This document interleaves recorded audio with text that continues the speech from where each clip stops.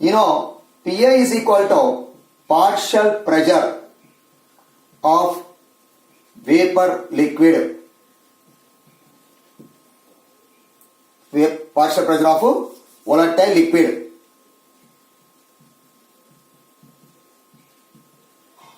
PB is equal to partial pressure of volatile liquid B. XA is equal to mole fraction of liquid A. XB is equal to mole fraction of liquid B. So these are the terms. So what is Raoult's law? At a given temperature, for a solution of volatile liquids, the partial vapor pressure of component A is directly proportional to its mole fraction. Similarly, partial vapor pressure of component B is directly proportional to its mole fraction B. So that is here express the Raoult's law, liquid in liquid solutions. So now here this expression, whereas here study of here Dalton's law. So what is Dalton's law? The total pressure is equal to the sum of the partial pressures of all components present in the mixture. Now here solution is using. In solution, two components are present. That's why here the total pressure PT is equal to the sum of the partial pressures of all components. What are all components? A and B. These are the sum of the partial pressures of the all components present in the solution. This is according to Dalton's law.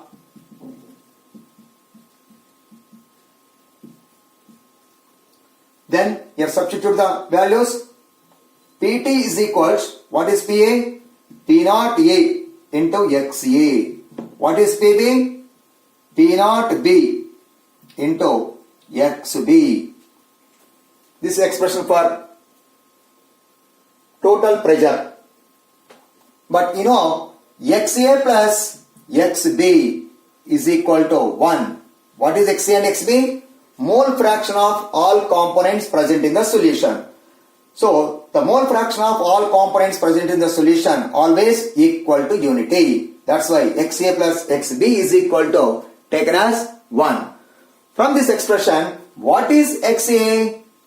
XA is equal to 1 minus XB. Now XA value substitute in this equation. What happens? PT is equal to P0 A into XA is nothing but 1 minus XB plus P0 B into XB. Now expand this formula. PT is equal, total pressure is equal P0 A minus P0 A into XB plus P0 B into XB.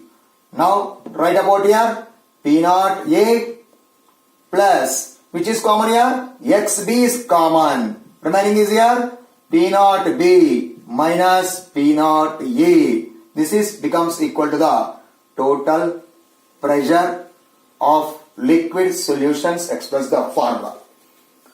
So now you are given the numbering equation. So already you are using PA is equal to P0 A into XA. This is equation 1. Like this is equation 2. Now you can take this is equation 3.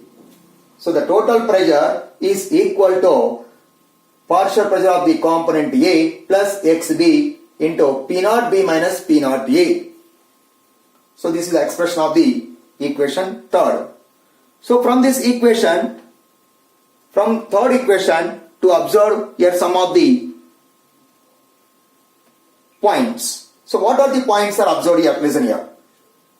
So just here remember the equation 3.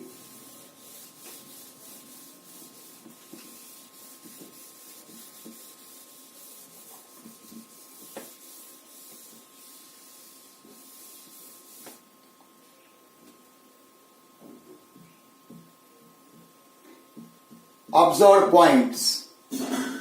From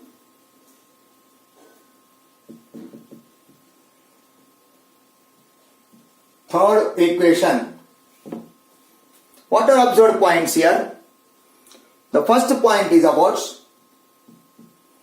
the total pressure, that is total vapor pressure over the solution can be related to mole fraction of any one of the components.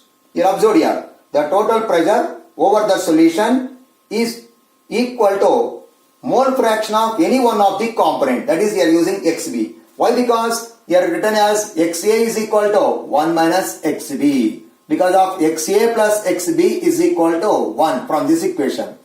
Or otherwise, it is also right about XB is equal to also what happened? Here XB is equal to 1 minus XA also. So that is why your expression either anyway XA plus XB is equal to 1, therefore XA is equal to 1 minus XB, or XB is equal to 1 minus XA. That is why the total pressure over the solution is equal to the mole fraction of the any one of the component. Here that is XB, either XA also. That is the first point. Now goes to second point. So what is the second point? The total vapor pressure of the solution varies linearly with mole fraction of the component B. Mole fraction of the component B, because here P0 T and P0 B are constants. Here P0 T and P0 B are constants because of these are the vapor pressures of the pure liquids. Whereas here only depends on your mole fraction of the component B only. It is also P0 T. That's why the total vapor pressure of the solution linearly with the mole fraction of the component B. Nothing but here mole fraction of the component B is increases, the total pressure also increases. Why? Because P0 and P0 B are constants. Next, third point. Here observe the third point from this equation 3. Depending on the vapor pressure of the pure components A and B, the total pressure over the solution either decreases or increases with increasing the mole fraction of the component A. So once a third point once again observed here. Depending on the vapor pressure of pure components, here A and B, total vapor pressure over the solution either decreases or increases with the increase of the mole fraction of the component A. Here mole fraction of, here using mole fraction of the component B. But whereas with respect to mole fraction of the component A, here the total vapor pressure either increases or decreases with the mole fraction of the component A. So that's why here these 3 points are observed from equation 3. So these are 3 points that can be also explained by in the graphical representation. Once you observe the graphical representation of the liquid in liquid solutions. They are using 2 liquids. So that is why here the graph representation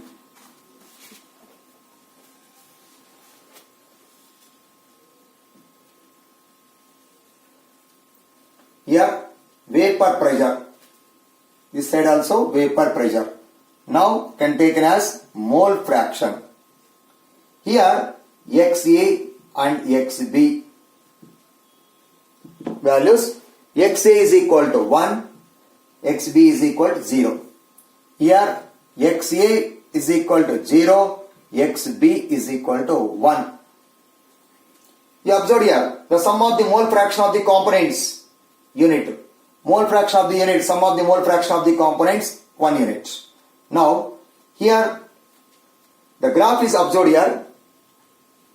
The dotted lines of the graphs is indicate the partial pressures of the components. This is PA is equal to P0 A into XA.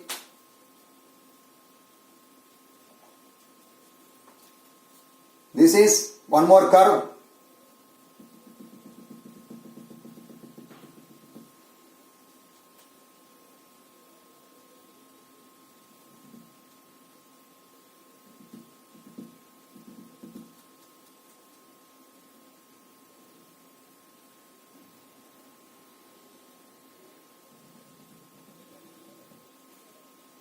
This is about the PB is equal to P naught B into XB. Whereas here the values are here becomes it is of P naught A, this is of P naught B. Now one more curve also. This is about the total pressure. PT is equal to PA plus PB. Now we have three curves. This is first curve, this is about second curve, this is about the third curve. Here observe here, XB values are what happened? 0 to 1, mole fraction increases. Therefore, this curve also what happened? Mole fraction here, vapor pressure of the component also increases. Like that, here moves from right to left. XA value gradually increases. This corresponding vapor pressure also increases. So you know, according to Raoult's law, what is the statement? PA proportional to XA. This implies PA is equal to P naught A into XA. Similarly, PB is proportional to XB. This implies PB is equal to P naught B into XB. For example, here when XA is equal to 1, in this case what happened? When XA is equal to 1. XA is equal to 1 means what happens? Here PA is equal to P naught A into 1. Therefore, PA is equal to P naught A only. That is why here PA is equal to P naught A when here XA is equal to 1. Whereas if XA is equal to 0, XA is equal to 0, what happens here? PA is equal to P naught A into 0. Therefore, PA is also becomes 0. Nothing but here XA is equal to 1 means so PA is equal to P naught A. Therefore, XA is equal to 1 means here it is a pure component. XB component is becomes 0. So, whereas here XA is equal to 0 means here the component of A is 0, only component of B is present. So, that is understanding of here XA is equal to 1 means here the component only A is present. Here XA is equal to 0 means the component of pure B is present. So, that is why in this case here PA is equal to P naught A. In this case here PA is equal to 0. Why? Because the component of A is 0, only the component of B is present. In this case only component of A is present, the pressure becomes here equal to the partial pressure of the corresponding liquid. So then that is your observation of the points. And one more point also here, one more curve here. PT is equal to the sum of the partial pressure of the both the components. This curve is also linearly. That means what happens?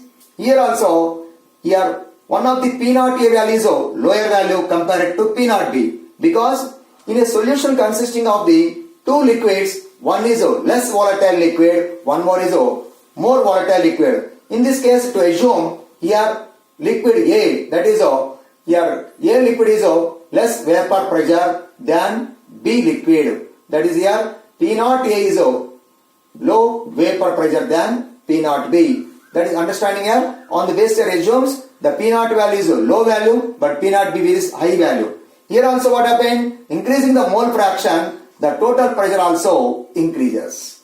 So that is why here the P naught A value is low means here to assume any one of the component is less volatile nature compared to another liquid. Less volatile means the exerting of the pressure becomes low pressure compared to another liquid. So that is why here the total pressure also increases, increasing the mole fraction, but one of the liquid of the component in the solution is less volatile, that's why it is a low vapor pressure compared to another liquid. So these curves are here vapor pressure versus mole fraction of the liquid. So this is about the vapor pressure of the liquid in liquid solutions.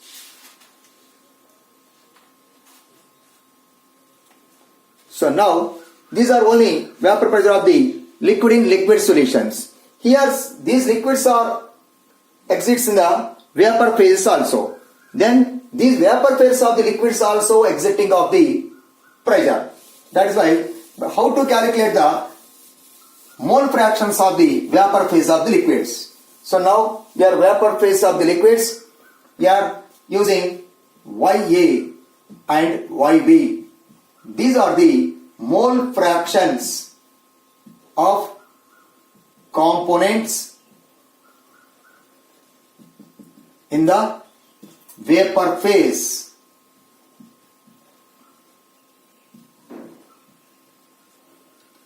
Mole fraction of the components in the vapor phase. You know, according to Dalton's law again, according to